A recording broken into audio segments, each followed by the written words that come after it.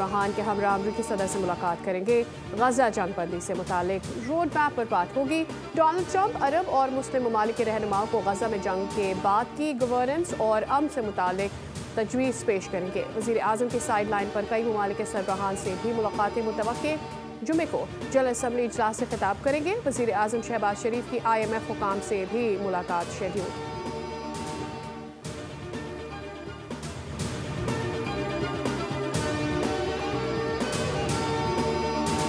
बरतानिया, Canada, Australia और पुर्तगाल के बाद फ्रांस ने भी फ़लस्तीन को बतौर रियासत तस्लीम करने का ऐलान कर दिया। सदर मैक्रोन ने गजा में जारी जंग को नाकाबिले जवाज़ करार दिया।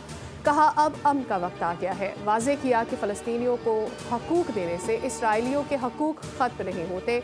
मशरिक़ वस्ता में पायदार और मुनसिफ़ाना अमन कायम न करने की इज्तिमाई ज़िम्मेदारी पूरी आलमी बरादरी पर आयद होती है।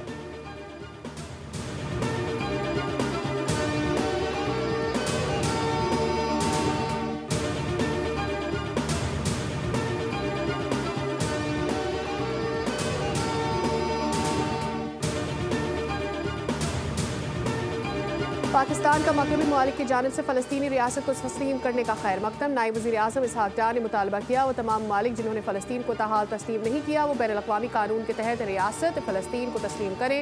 इसहाक़ डार ने कहा पाकिस्तान चंद ममालिक में से है जिन्होंने फ़लस्तीनी रियासत को 1988 में आज़ादी के ऐलान के फ़ौरन बाद ही तस्लीम किया था।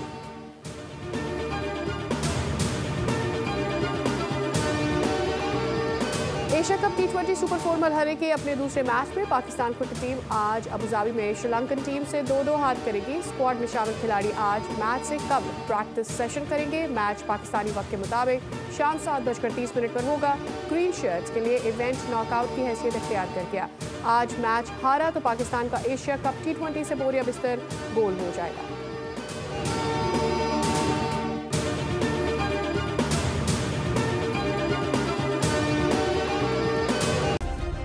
सब्सक्राइब करें और बेल दबाएं ताकि कोई खबर रह न जाए।